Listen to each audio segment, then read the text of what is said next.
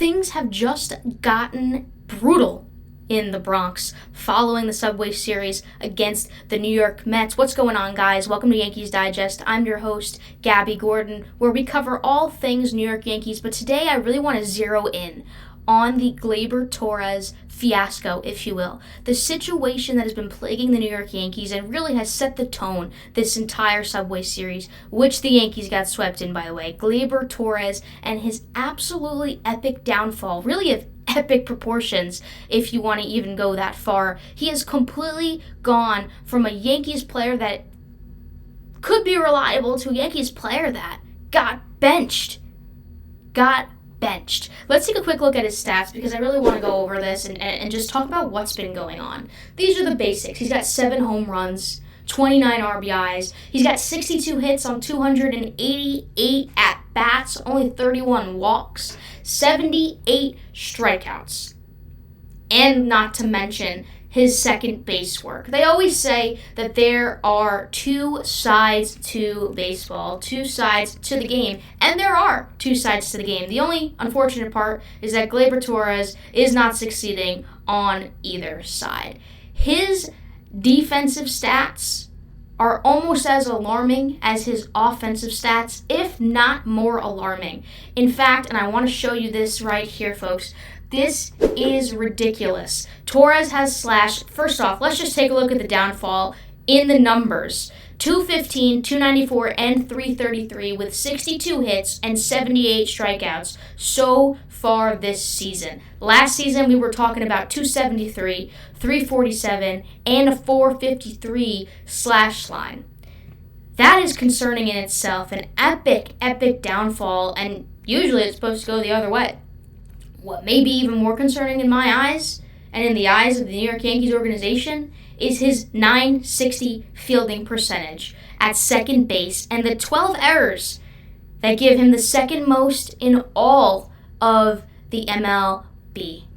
The guy has 12 errors. That is more than the amount of home runs he has hit this season. He is 6'1", he's 27 years old, he's still a young player.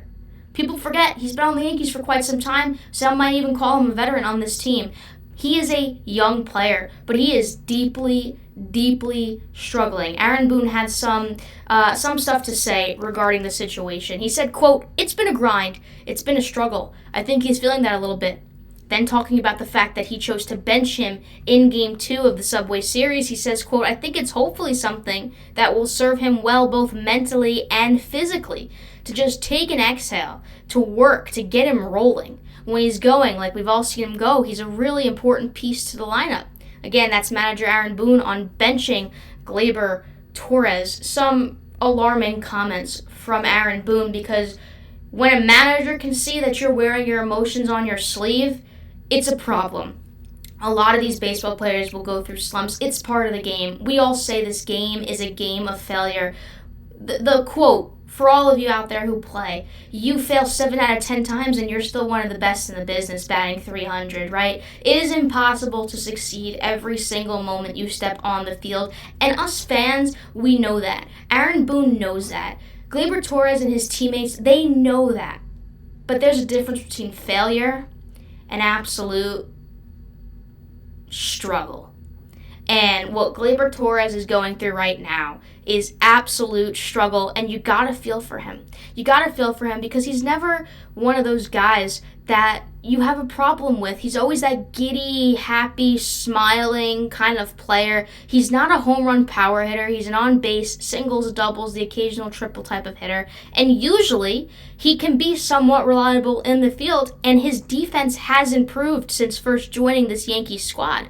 But at this point, he has taken a complete regression, and I don't know what's happening beyond what we can see or behind the scenes. I don't know the conversations that have been had within the front office between Gleyber and Boone. I know that a meeting did take place, and a lot of these things were probably discussed, but we, of course, don't know what truly is going on behind the scenes. All we can know is that Gleyber is struggling, and as fans, we don't know what to do next. And as a manager, as Aaron Boone himself, it's like, where do you go next with this particular player? Now, Gleyber Torres did speak upon his failures and about how it's been affecting him and about how he feels about it. And obviously, he is also not happy. He says, quote, "I think it's bad. I have to figure it out and get better. I'm working really hard." This is Gleyber Torres on his own performance when he was asked. And again, his performance has been disgusting, and he got benched as a result. Now, what we also have failed to mention thus far is that it's not just him wearing his emotions on his sleeve necessarily at this point, but now it is him showing his emotions on the field and in his work ethic. And I think that is the moment where you have to really, as a manager, take a step back and say, okay, we can't have this on our roster. We can't have this on our team right now. And what I'm talking about is that play in the 8th inning of Game 1 in the Subway Series, where Gleyber hit a really weak ground ball. It was a weak ground ball for sure, but he did not run it out. He did not show any effort, to be completely blunt. He showed zero effort on that. It was a light jog, and what he chalked it up to was a groin injury. How accurate is that? Well, of course, I don't know what's going on within Gleyber Torres' body. I don't know if it's just a cover-up to make him look better in the light of fans, in the light of his teammates, because I can tell you right now, guys like Aaron Judge, who hustle on every single play, guys like Juan Soto, who will leap and dive and make plays, they can't tolerate that on their team, especially Aaron Judge as the captain, who sets the example for these players, and Aaron Boone knows that. And now I don't know exactly what the reason for benching him was, besides just giving him a break. Maybe the fact that he didn't hustle out on that play is a pretty good indicator that that's the reason he got benched. But of course, Aaron Boone didn't come out right away and say, yeah, he's benched because of the lack of hustle. He said it caught his eye. When asked about it, he said it definitely caught his eye, the lack of hustle in Gleyber Torres, and I'm sure it weighed into that decision. But ultimately, we don't know the true factor, the true spark that took Aaron Boone and the decision to bench him. We can only assume that it's just time for Gleyber to take a break and kind of reset. Now, we obviously don't have the lineups to the game tonight against Toronto. That's at 7:10 p.m. Eastern Standard Time, so obviously those lineups are not out. It will be interesting to see if Gleyber sits again or if we see something sort of different with that and he comes back in. My question is, what if this doesn't work? What if this whole sitting fiasco with Gleyber Torres doesn't work? They benched him. Great, 1 game. Now, how many games does it take, give or take, to get back on track? For the amount of time that Gleyber has been struggling, how much time will it take for him to kind of figure things out? I can tell you this, and Aaron Boone has said this time and time again. When Gleyber is on, he is on, and there's no disputing that. Gleyber can be a phenomenal hitter when the moment is right. He was a great hitter last season, to be completely honest. I think he was really one of the best offensive pieces when the offense was really struggling. And it's not just Torres struggling, but I do want to highlight it because this is a big story. Because when you bench a player, when you see lack of hustle, when people, even the New York Yankees Yes Network announcers are talking about his lack of hustle, obviously there's an issue that needs to be addressed. And I think that management is trying their very best to address it with Torres. I also don't think Torres is the type of player to just kind of give up on himself and give up on his team. So maybe there is a groin issue going on, but I guess 2 things with that point is, why not bench him already because he's struggling deeply? Why not give him time to just regroup and rehab his groin, give him a week or 2 off and get him back where he needs to be? And 2, why would we bench him at all then at this point if you haven't done it already because of the groin? If we're saying that we're giving him a little bit of a break to get his body right, what is the point in that? If you're following what I'm saying here, what would be the point? Other than this guy is problematic at the moment and needs to change his ways, and the only way to change those ways is to sit him. So the full reason for Aaron Boone really sitting Gleyber Torres doesn't completely register in my mind, and I don't think it's ever going to. I don't think we're truly going to get an answer as to what the true exigence was to sitting Gleyber, and what the climax and the top level that you can kind of push a manager until he's fed up with your choices. What I can tell you is I also don't agree with Aaron Boone and his decisions much as of late. And, when you have a guy like Gleyber Torres struggling and then, you bat him cleanup, what does that say? Right? This is game 1 against the New York Mets in the Subway Series. So this was not last night, but the night before. And if you can look at the lineup, you got Volpe, Soto, Judge, and then you have Gleyber Torres, who's batting a current .215 with an OPS of .627. He went 0 for 4 in that game with 1 walk and 2 strikeouts. Now, again, he's not the only guy struggling, right? You got guys like Verdugo, who went 0 for 4.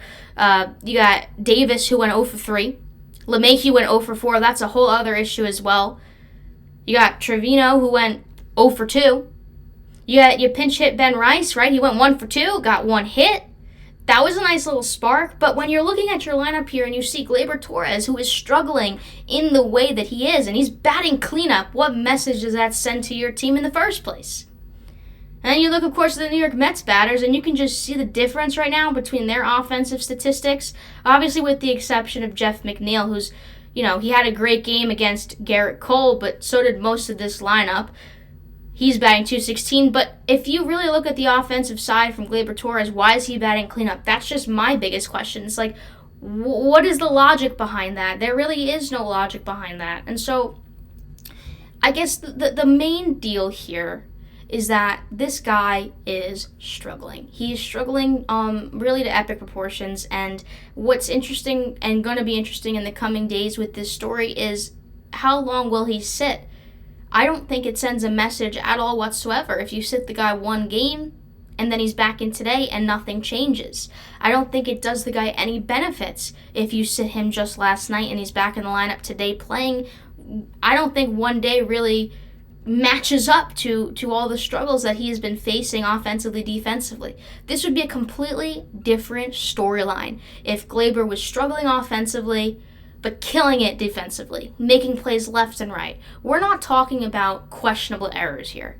We're talking about balls going through the legs, dropping pop-ups, little league things. He is a Major League Baseball player, folks. He does this for a living. He gets paid to play baseball. These are concerning storylines following Gleyber Torres, and the trend of Gleyber is concerning. Also, if he's not killing it defensively, but killing it offensively, right? 2 sides to the baseball. You got to figure out how to produce on one side. And he's not doing either right now. So he's obviously sat. He's obviously having serious difficulty. And what I'm really looking forward to is seeing what the lineup looks like tonight. Seeing the decisions that Aaron Boone makes. Is he going to sit more than 1 night? Are we going to rehab this potential groin injury that we haven't heard much about, except just that it's there and that it's causing him to not run the ball out? To be completely honest, I don't know. And I don't think Aaron Boone knows either. And that's the biggest problem. So we're going to follow this story. We're going to follow what's going on with this situation in New York and leaving Citi Field back to the Bronx. There's so many questions when at this point in the season we really are hoping to have answers, and we have no answers. We had all our answers at the beginning of the season when this team was hot, and now it looks like the downfall is beginning. So again, this has just been brutal for the New York Yankees, and it was bad, now it is worse. And the next step to worse is catastrophic. And so Aaron Boone as a manager really needs to put the brakes on here and regroup his team and get them together and hope for the best here. So, I'm going to leave you guys with that. Thank you so much for tuning in. If you want to be the first subscribers to the Yankees Digest, we're just starting out, guys. If you want to be OGs here, hit that subscribe button. It means the world to us. Thank you so much for tuning in. My name is Gabby Gordon, one of your hosts here at Yankees Digest. The future is in Gleyber Torres' hands, and we're going to see how it is handled. Thanks so much for tuning in, guys. I will see you next time.